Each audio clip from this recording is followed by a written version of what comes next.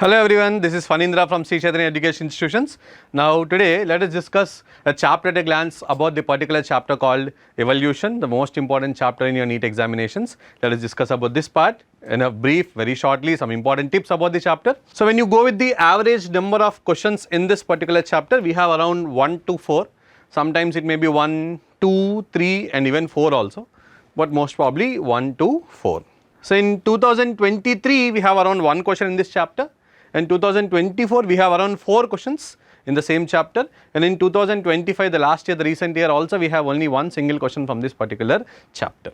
Now let us discuss about some important topics from this particular chapter. Okay, so basic things in this particular chapter, we will also discuss about in which point the questions have been given in the NEET examinations and all, we will see here. So evolution, as you all know, evolution is nothing but the study of history of life forms on earth, like how the life forms have been originated, how first life has been formed, how different life forms have been originated, how these evolution takes place, how there is an advancement in the life forms from one form to other form. All these things we will be studying in this particular chapter, and that study is called as evolution. So in this particular paragraph, so this is a very important part which we have to discuss. Then when it comes to the next part, how does the origin of life, like how does the life originated? In this particular paragraph, we will be discussing about the stars. So this is a very important point, stellar distances. Stellar distances are measured in light years. So what is meant by stellar distances? Stellar distances, nothing but the distances between the stars and the light emitted by them. So when the light emitted by the stars is reaching the earth's surface, or whatever the light which we are seeing out, this is a light which has been traveling from many years past and it is coming onto the earth's surface. So that's the, so if you look at this particular point here, when we see an object whose emitted light started its journey millions of years back and from trillions of kilometers away, reaching our eyes now. So that light which we are seeing right now, this is not the present one, this indicates the past. Okay, so that's the most important statement in this particular paragraph. So here if you look at it, when we see stars, we apparently are peeping into the past. So stars represent our past. Okay, now the next, when you talk about the origin of life, so origin of life is a very unique event.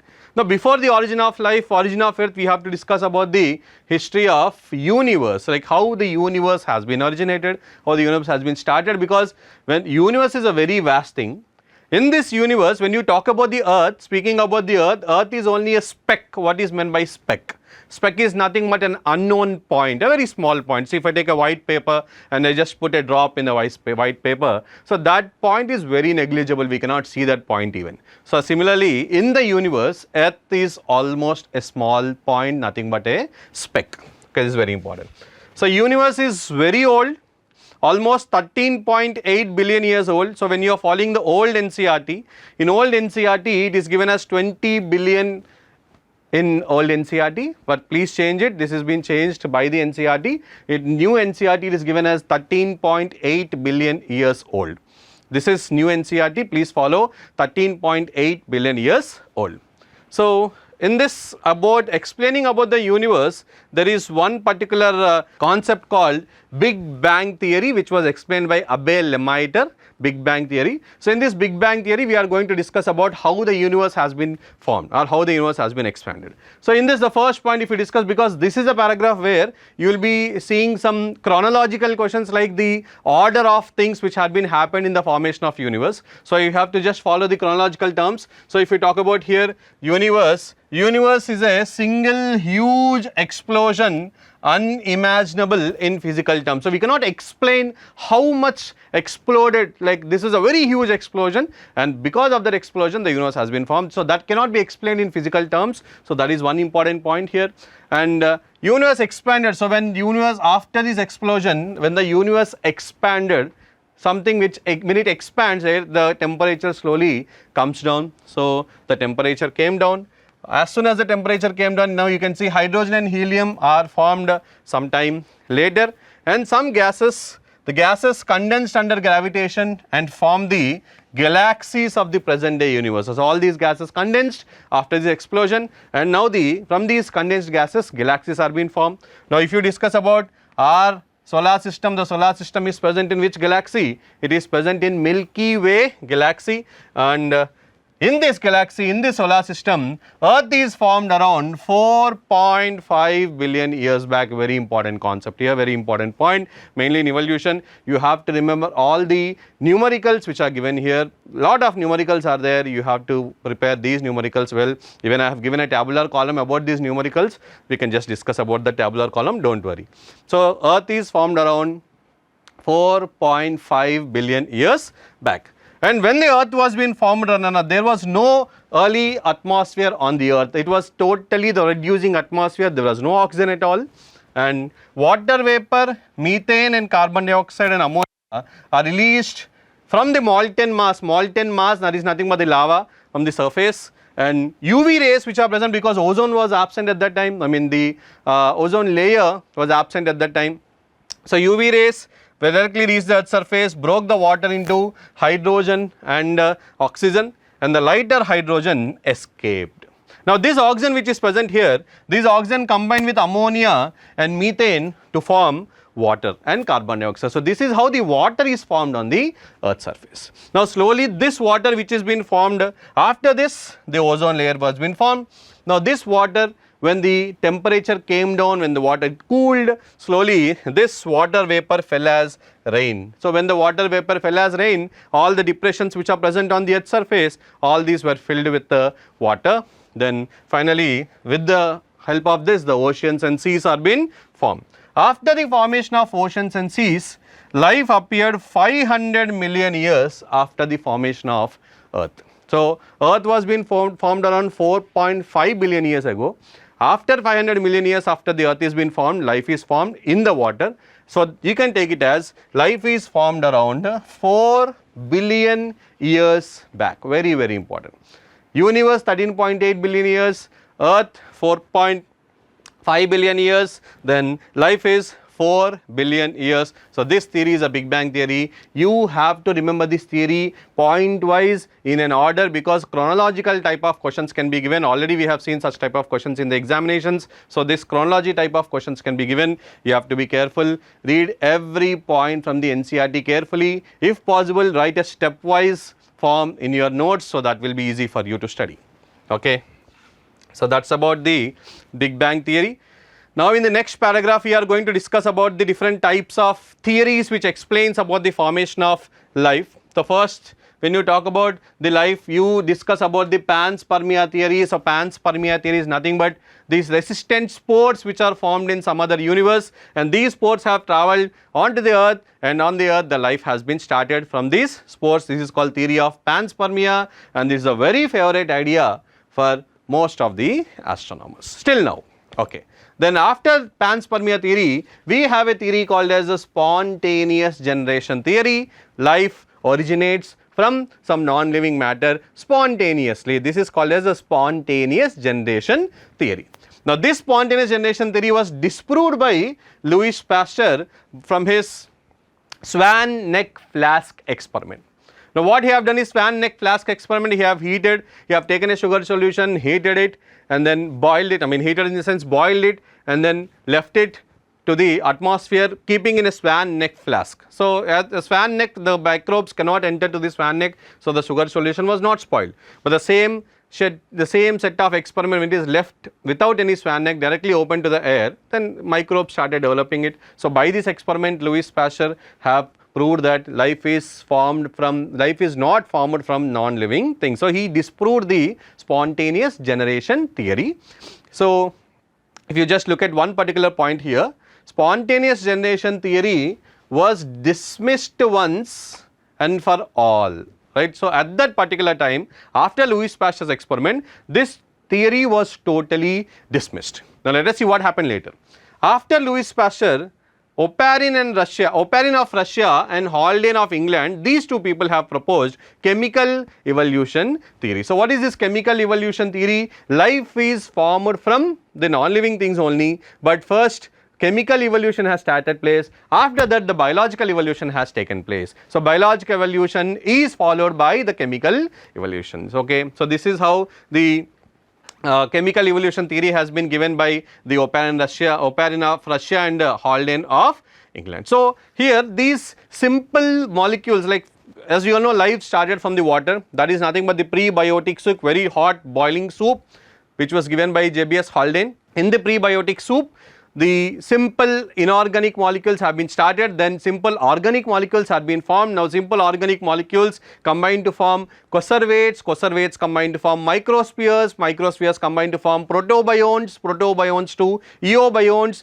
eobionts to, that is the simple RNA, the genetic material is been formed here. After eobionts, chemoautotrophs, chemoheterotrophs, photoautotrophs, like this the life has been formed in different steps. And you have we might have discussed all these points in our regular sessions, but now I think there is not much needed here, right? No. So life has been formed from the non-living things with the help of all these molecules, simple molecules to complex molecules to the finally the reducing atmosphere has been turned into the oxidizing atmosphere when the photoautotrophs started releasing the oxygen.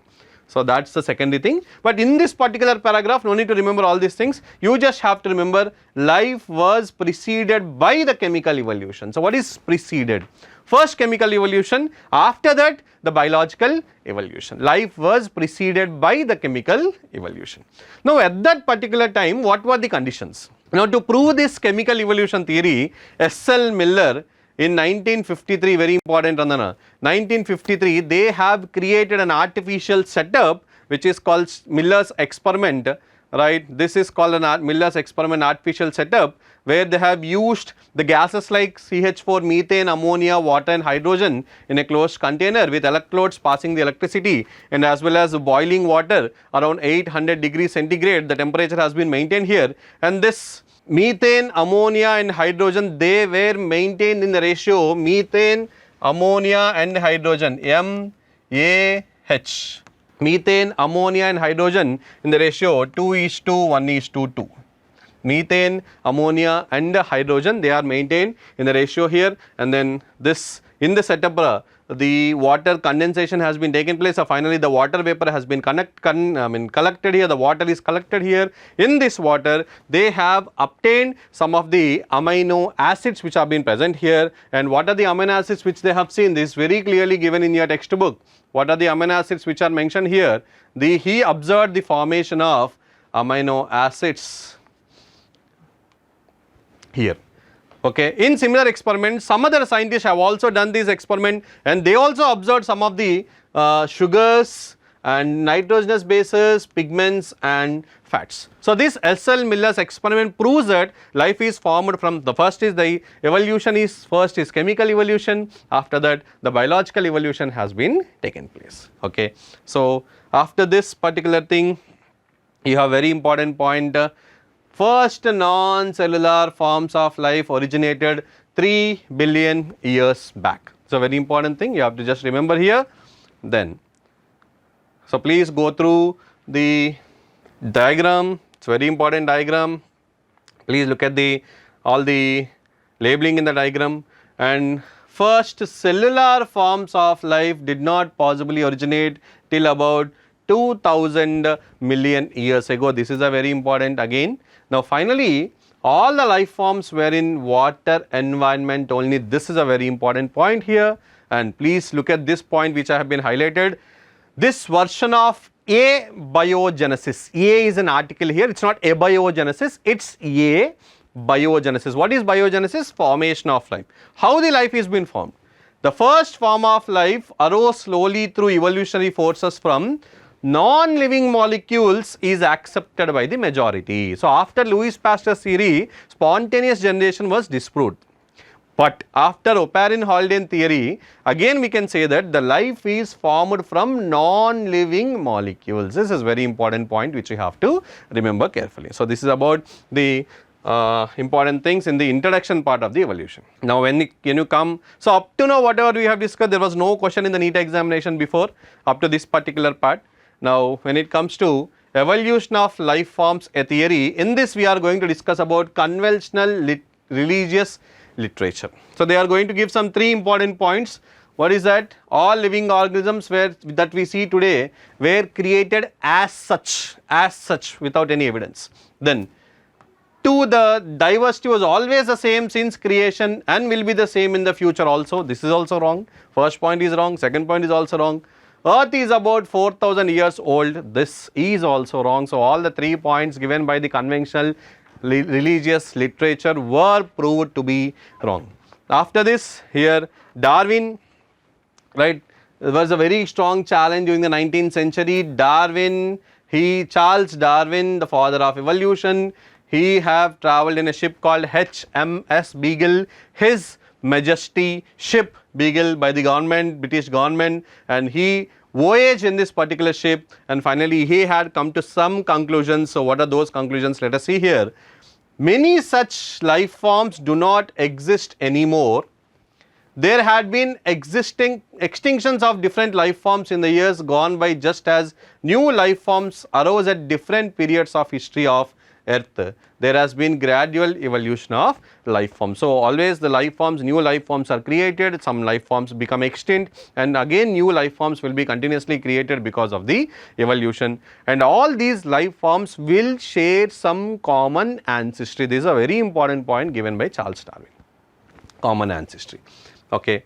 So, any population has built-in variation characteristics. These characteristics will enable some to survive better in the natural conditions. So, any organism, it has to survive better in the natural conditions. If it survives better, it can leave its progeny. So, to survive better, it needs to adapt to that particular situation. When it gets adapted, it can leave progeny or it can reproduce. So, according to Darwin, what is the final fitness according to Darwin is, the ultimately reproductive fitness. So, according to Darwin, ultimate and only fitness is the reproductive fitness. The same thing, so after reproductive fitness we can call it as natural selection, because if an organism survives and produces progeny, then it is said to be a natural selection. Then finally the same thing, along with Darwin, there is one more scientist called Malay Archipelago. He also have come to the same conclusions at the same time. Right, what is this theory here? All the existing life forms share similarities and share common ancestors. So, this was the same point which is also given by the Darwin, and here also the same point given by the Darwin. The scientist is Alfred Wallace. He worked in the islands called Malay Archipelago. Darwin worked in the islands called as Galapagos Islands. So, Malay Archipelago and Galapagos Islands are the islands. Darwin and Alfred Russel Wallace, these both scientists have come to the same conclusions. Okay. Now, finally, after this, when you go with this particular paragraph here, please remember this part. What is the geological history? We go with epochs, periods and eras. In eras we have different epochs, in eras we have different periods, in different periods we have different epochs. Okay. And finally, after all this, a common conclusion is that Earth is very old, not thousands of years as was thought earlier, but billions of years old. That is around 4.5 billion years old. Now, coming to the evidences for the evolution. In the evidences for the evolution, first in this particular paragraph we are going to discuss about the fossilized evidence, paleontological evidences. What is meant by paleontology? Study of fossils. So, fossils are nothing but the past remnants of the past life. So, by studying the fossils we can analyze like what is the characteristics of that particular organism, and we can also discuss about the evolution by studying the fossils. So, generally older fossils are present in the deepest layers of the earth's crust, that is sedimentary rocks. Newer fossils are present in the top layers of the earth's crust. Right. Now, this is a very important paragraph. Embryological support for evolution, embryological evidences. So, there was a question in this embryological evidences in year 2020. Here we are going to discuss about two different people. One is Ernest Haeckel. Ernest Haeckel, the point given by Ernest Haeckel is that during embryonic stages, common to all vertebrates, their embryonic stages are exactly same. Embryonic stages of all the vertebrates are exactly same. He has given example. Embryos of all vertebrates including human develop a row of vestigial gill slits just behind the head, but it is a functional organ only in fish and not found in any other adult vertebrates. Embryos are same, but when it comes to adults, it totally changes. Embryos may be similar. See, for example, fish embryo, frog embryo, tortoise embryo, reptile, and bird embryo and human embryo, all these are same in one particular stage of life. But when these embryos start developing, then slowly the characteristics which are present in the embryo, the common characteristics will slowly disappear. This was disproved by von Baer, saying that von Baer says that embryos never pass through the adult stages of other animals. So here, according to von Baer, embryos may be similar, but a fish embryo is okay, but a frog embryo, for example, a frog embryo first, the zygote, will it develop into fish? No, it never develops into fish. The frog embryo zygote develops into tadpole larva. Tadpole larva exhibits the characteristics of the fishes, but it's not a fish. So, and tadpole larva develops into the frog. So, that's a point given by the von Baer. Embryos never pass through the adult stages of other organisms. So, this is a very important point which you have to remember. Then next comes, we have the comparative anatomy. Comparative anatomy. Comparative anatomy, if you just look at this, please concentrate this particular area, see how many years the questions have been given in this particular area. 2014, 15, 16, phase 1 and phase 2. 2018 we have 2 questions from this, 2020, 2022 and 2025. In all these years we have a question from this particular area. This is homologous and analogous organs, comparative anatomy. Homologous, homo is nothing but similar. Similar homologous organs, these organs will have similar structure but different in their function. And this is because of divergent evolution, and this is because of a common ancestry. That's the homologous organs. So, examples of homologous organs, like you can discuss this: humerus, radius, ulna, carpels, metacarpels of and phalanges of the forelimbs of different organisms, and as well as vertebrate hearts and vertebrate brains. Vertebrate hearts and vertebrate brains, this is one of the example. Then thorns of bougainvillea and tendrils of cucurbita, this is one of the very important example in homologous organs, thorns of bougainvillea and tendrils of cucurbita. That's a homologous thing. Then when it comes to analogous organs will have different structure but similar function, because they are formed from convergent evolution, and that is because of the common habitat. So, this is called analogous organs. So, example, if you talk about wings of butterfly and wings of birds, then you have one more example here: eyes of octopus and eyes of mammals, flippers of penguins and dolphins, and one more very important example, sweet potato, which is a root modification, and potato, which is a stem modification. All these are the examples for analogous structures. So, homologous and analogous, many times it was been given in the NEET examination. So, please concentrate on this, go with some other extra examples also on this homologous and analogous organs. So, you can see here the forelimbs of different organisms with similar structures. Now, in this particular paragraph, we are going to discuss about the molecular homology, that is nothing but the biochemical similarities. Biochemical similarities. Even a first organism, cyanobacteria, and now the human being, the cytoplasm of cyanobacteria and the human being, the contents, the biochemicals which are present in this cytoplasm is almost same, their structure is also same. The protein which is present in their body and our body is almost same. So, this is also representing the common ancestry. So, it is also called as molecular homology. It's a very important point. Then in this particular next paragraph, we are going to discuss about some breeding techniques done by the man. So, man can develop so many breeds, like dogs which we have discussed. Man can develop so many breeds. If man only can develop with breeds in so many years, if within hundreds of years man could create new breeds, could not nature have done the same over millions of years? Yes, that exactly true. Nature also have produced so many breeds, so many species, so many organisms, because of the variations are nothing but the evolution.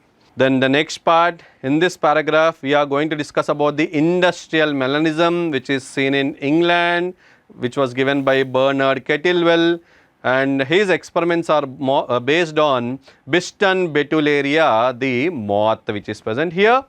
And from this particular paragraph, we have a question in 2025 last year about the Biston betularia. So, this is a small experiment. before industrialization in the England, all the trees which are present there were covered by lichens, which is an association of algae and fungi, because lichens, you all know, lichens are air pollution indicators. If there is air pollution, lichens do not grow. So as there is no pollution, lichens started growing in that area. So when lichens started growing in that particular area, the light winged moths, if you just look at these two moths here, the light winged moth and dark winged moth, the white winged moth, lichens appeared white. The white winged moth were not so visible in the lichens, because lichens and these moths were almost of same color. The camouflage has taken place there. So they were not visible. So the birds started eating the dark winged moths and the light winged moths survived. But after industrialization, when industries came, because of industries, dark soot started depositing on the trees. Now lichens stopped growing. Now because of soot, the dark winged moth was not so visible, whereas the light winged moth was clearly visible because of the dark background, and this was eaten away by the birds. So this is called natural selection, and in this you have to remember one important point here. This is totally an example for natural selection, and see, this showed that in the mixed population, those can better adapt, survive and increase in population size. Remember that no variant is totally wiped out, no variant can be wiped out, right. So this is the important point which you have to remember. Then next comes the very important paragraph again about the anthropogenic action. We have a question in 2020, anthropogenic action, nothing but man-made action. See, as we are continuously using pesticides and herbicides to grow, more plants, the organisms which are present in these plants will develop resistance as we are using excessively. Similarly about antibiotics, we have a small fever, we take antibiotics, and these antibiotics will kill the normal bacteria present in our body, and our bacteria also develops resistance. Now next we get a very high fever, these antibiotics, small dosages will not be sufficient, we have to take many doses of these antibiotics. So this is how they started developing resistance. This is also one of the example for natural selection, but the very important point which you have to remember is it can be an assertion based question. Evolution is not a directed process in the sense of determinism. If I just wanted to make something to evolve, it doesn't happen. Sense of determinism, determine, I just wanted to convert this fish into frog, will it happen? No, never, right. Then it's a stochastic process. Stochastic, what is the meaning of the term stochastic? Unpredictable process, unpredictable. It's not in our hands.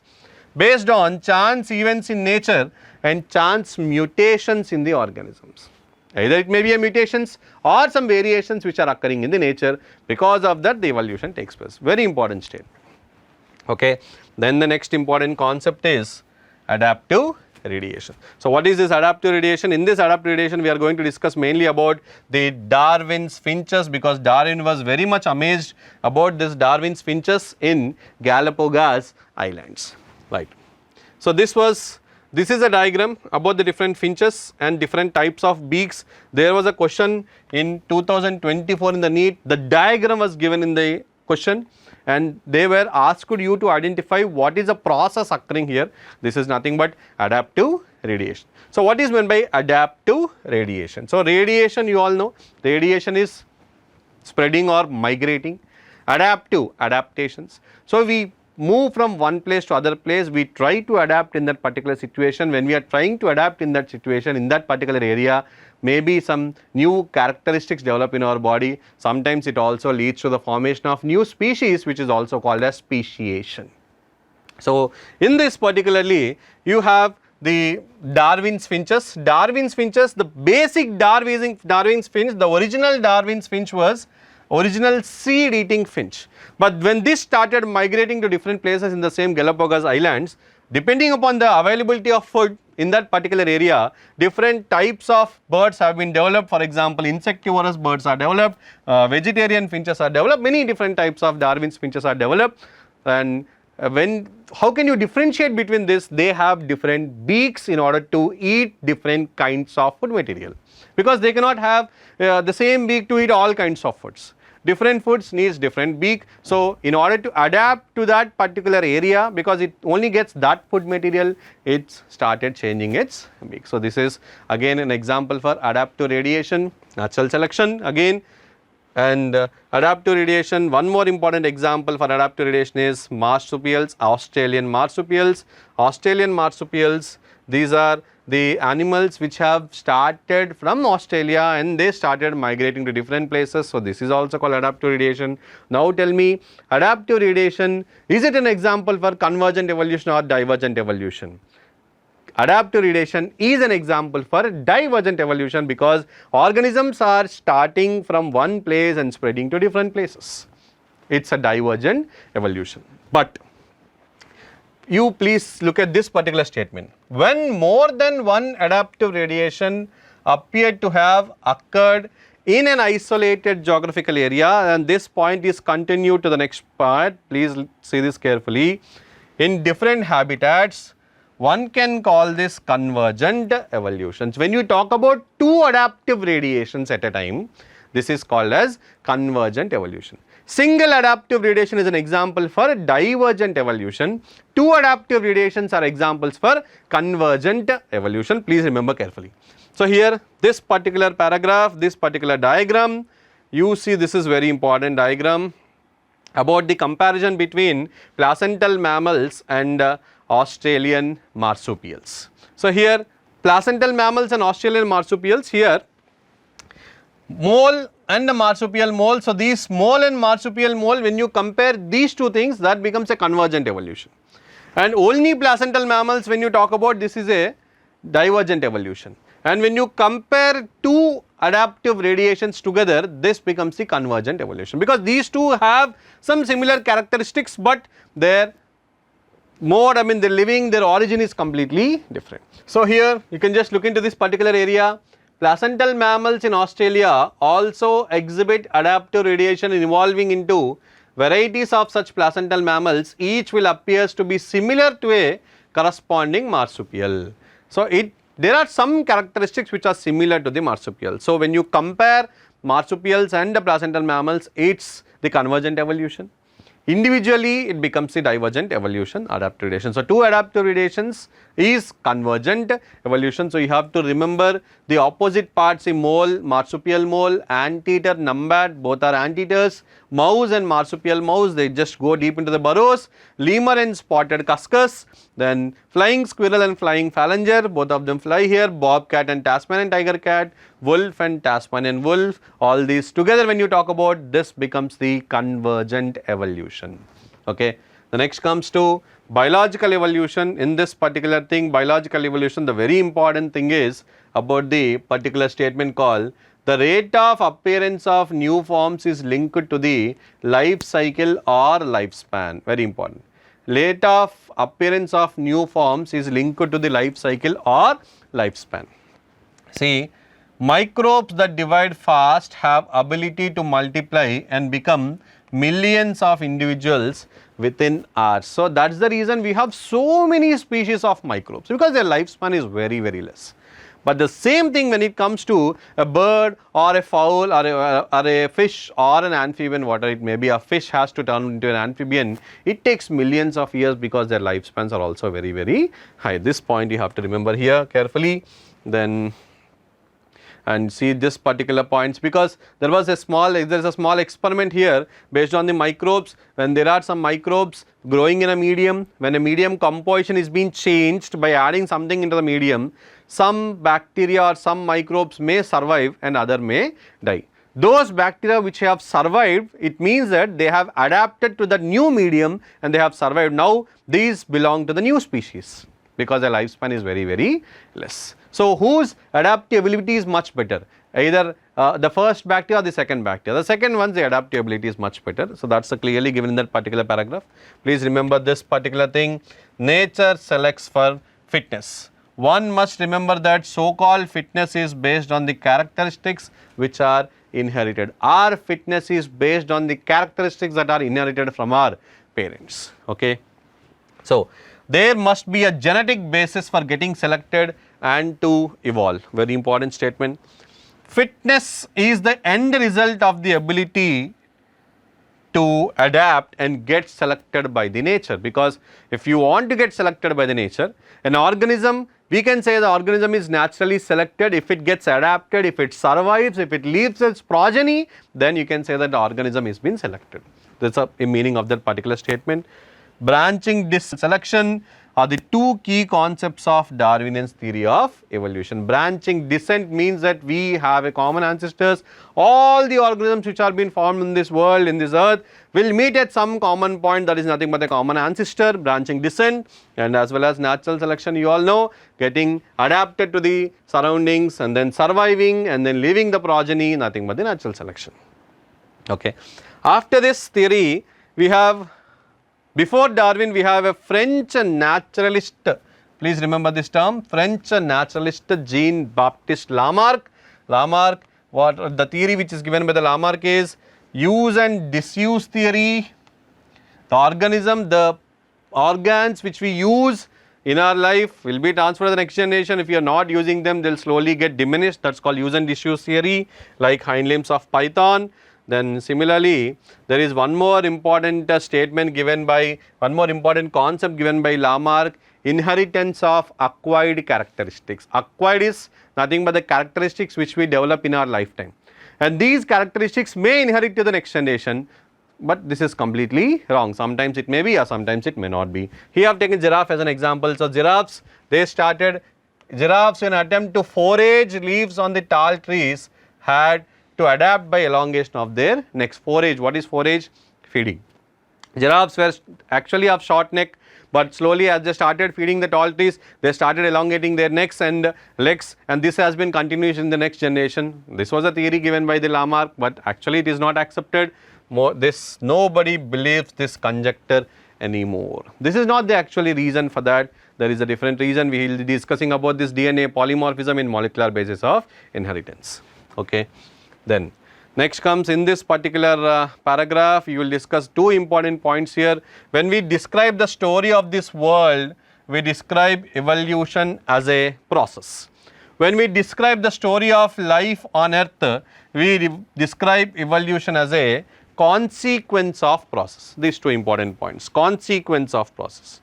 The next comes in this particular paragraph, you are going to discuss about the natural selection theory and which scientist, because Darwin's, when he is given his natural selection theory, origin of species, he was also impressed by Charles Lyell based on his book Principles of Geology. He was also interested by Malthus population theory, and finally he has given his book called Natural Selection. So finally in this natural selection, mainly if you discuss this, the novelty and brilliant insight of Darwin was, he asserted that variations which are heritable and which make resource utilization better for few adapted to habitat will enable only those to reproduce and leave more progeny. So organisms which can adapt to the surroundings, they will survive and they will produce more progeny. So and this progeny which are being produced may have different variations from their parents and they may turn into new species. So this is a point which is given here.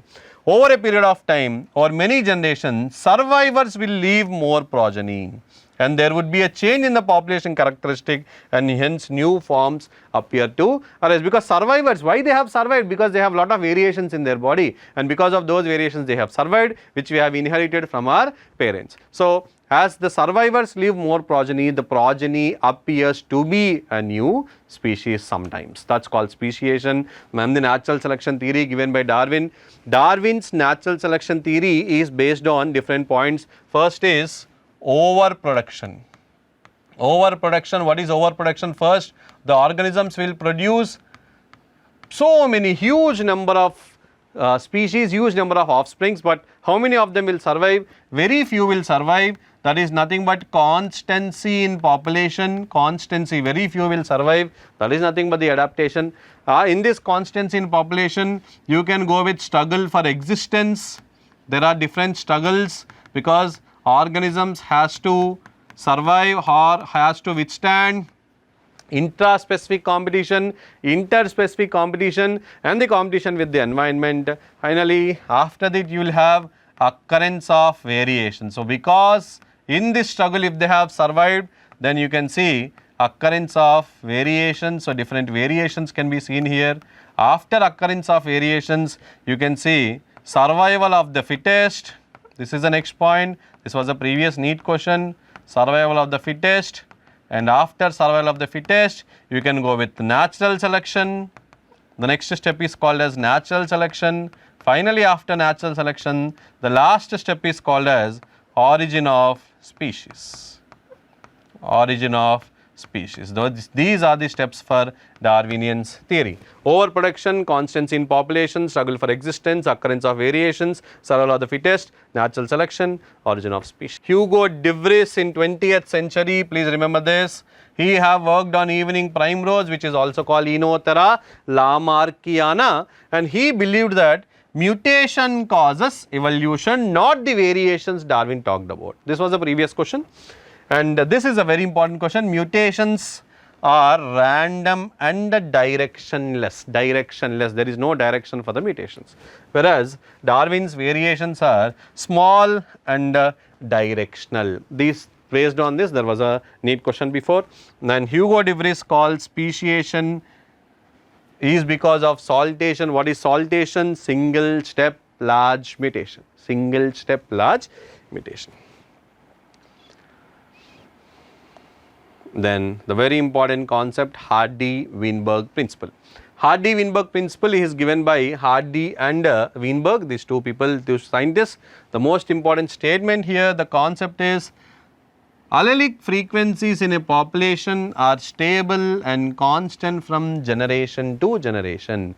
Allelic frequencies remain constant from one generation to other generation unless and until there are some conditions here. Population should be very large, there is no random mating should take place, no differential reproductive success, and all the population should be homogeneous in age. These are the conditions. In these conditions, the allelic frequencies in a population said to be constant from one generation to other generation, and the gene pool and their alleles in a population remains constant.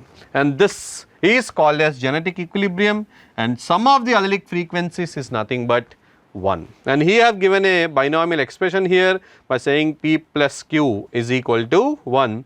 P is nothing but P plus Q whole square. P is nothing but the genotype or the genotypic frequency of a or allelic frequency of a dominant allele. Q is allelic frequency of a recessive allele. So P plus Q is equal to 1. P plus Q whole square squaring on both sides. So P plus Q whole square is equal to 2P square plus 2PQ plus Q square is equal to 1, because it's a binomial expression you might have studied in your maths. So P square is nothing but the genotypic frequency of the homozygous dominant genotype, and this is the genotypic frequency of the heterozygous dominant, and this is the genotypic frequency of the homozygous recessive.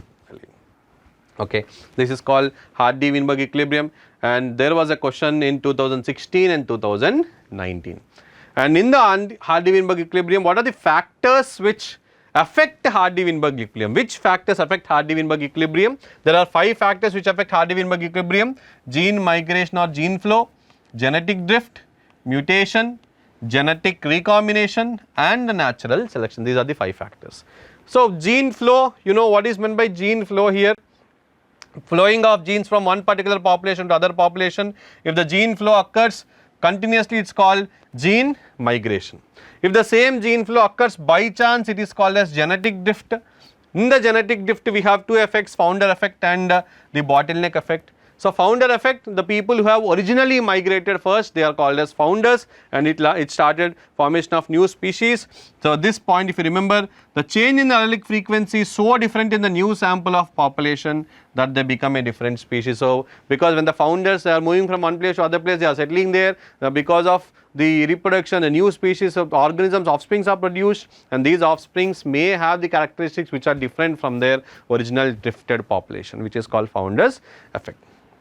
Now in this particular paragraph, you are going to see natural selection. Natural selection, there are 3 different types of natural selection: stabilizing selection, which individuals acquire mean character value, example newborn babies in England; directional change, where individuals acquire value other than the mean character value, example the giraffe neck; and as well as industrial melanism and pest resistance to DDT, and finally disruptive selection, more individuals acquire peripheral character value at both ends of the distribution curve, both ends of the distribution curve. This is example for this is types of moths which we have seen in industrial melanism, Darwin's finches, adaptive radiations, Australian marsupials, placental mammals, sunflowers in California, all these comes under the disruptive selection. This was given in the graph. If you look at the graph, you can just get a clear idea.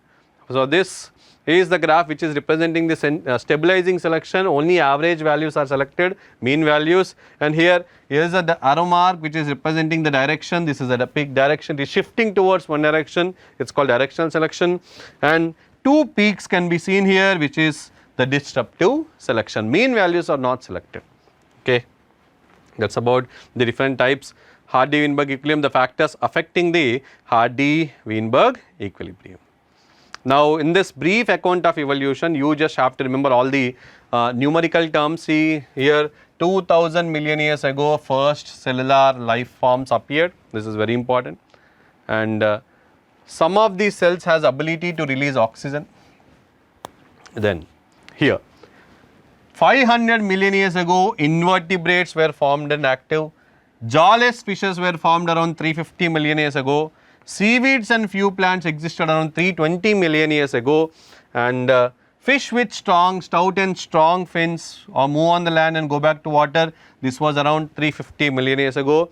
In 1938, a fish caught in South Africa happened to a coelacanth fish, which was a fish which has evolved into a frog, and which was thought to be extinct, and these are also nothing but the lobe fins fishes, and we will discuss these tables right now, but let us discuss those important numerical things, right. And the lobe fin fishes are the first amphibians lived on both land and lobe fin fishes evolved into amphibians which lived on both land and water. Then slowly the modern ancestors of amphibians are frogs and salamanders. Amphibians evolved into reptiles. Reptiles started laying cladoid eggs, which is nothing but the shelled eggs for the first time, and right now in 200 million years or so, reptiles of different species dominated on the earth. So this is the point which is present here. These things you have to remember before going to this, before going to the next part. So look at these tables also. Never a question has been given. There was one time a question has been given in this table, mainly depending upon the periods, because if you look at this, Paleozoic era will have Silurian, Devonian, Carboniferous and Permian period. Mesozoic era will have Triassic, Jurassic and Cretaceous periods. Cenozoic era will have Tertiary and Quaternary period. And in which period which organisms are being formed, we have to remember these things. Never a question has been given, but please at least look at these particular periods and eras and what are the different organisms which are formed in different particular periods and eras. This is very important. Similarly, there is one more table regarding this reptiles, and this particular table, if you look at it, there was one question in 2013 based on the dinosaurs, at which period the dinosaurs were extinct. Now you can see here the early reptiles, sauropsids and synapsids were developed. Sauropsids evolved into turtles, lizards, snakes, tuttaras, and sauropsids. From the sauropsids, thecodons were evolved. From thecodons, the crocodiles were evolved. From the same sauropsids, from the thecodons, even birds were also evolved. Whereas from synapsids, Pelycosaurus was evolved, therapsids were evolved, from the therapsids, mammals were evolved. So these things is order of evolution, so you have to remember carefully. That is a very important thing. In this particular paragraph, so the first fish-like reptiles, probably 200 million years ago, Ichthyosaurus, then Tyrannosaurus, the biggest of the dinosaurs, about 20 feet in height with huge fearsome dagger-like teeth, and about 65 million years ago, dinosaurs suddenly disappeared from the earth. We do not know exactly the true reason, okay, but what are the first mammals? The first mammals were like shrews, and they were viviparous. What are viviparous? They can protect their young ones inside their body. And when this point, South American mammals resembling horse, hippopotamus, bear and rabbit etc. due to continental drift when continents moved, South America joined North America, and these animals were overridden by North American fauna. North American fauna overridden the South American animals. Now we have only North American animals, but not the South American animals. And the same reason, because of the same reason, pouched mammals of Australia, Australian marsupials have survived because of the same reason. So this is about the important terms here. And finally, the most important concept, origin and evolution of man. So you can see there are so many years here, 2016, 2019 and 2023 and 2024, we have so many questions in evolution of man. So in this evolution of man, you just have to by heart, about 15 million years ago, Dryopithecus and Ramapithecus were formed. Dryopithecus was more man-like, so Ramapithecus was more man-like, Dryopithecus was more ape-like, and they were hairy and walked like gorillas. And after this, few fossils of man have been discovered in Ethiopia and Tanzania, and they revealed hominid features, man-like, leading to a belief that about 3 to 4 million years ago, man-like primates walked in eastern Africa. They were probably only not taller than 4 feet, but started walking upright. 2 million years ago, Australopithecines lived in East African grasslands. This is very important. They hunted with stone weapons, but essentially ate fruit. They were not meat eating, they just hunted with stone weapons but ate fruit. And some of the bones discovered were different. This creature was first human-like being, the hominid was called Homo habilis, the first hominid, human-like Homo habilis, and the brain capacity of Homo habilis was 650 to 800 cc. And they also did not eat meat. And fossils discovered in Java in 1891 revealed the next stage. What is that? Homo erectus around 1.5 million years ago, and the brain capacity was around 900 cc. These are the things which you always have to remember. You have to write in some point in paper. Please remember this thing. And Homo erectus probably ate meat. And next is Neanderthal man with a brain size 1400 cc and lived in East and Central Asia between 1 lakh to 40,000 years back.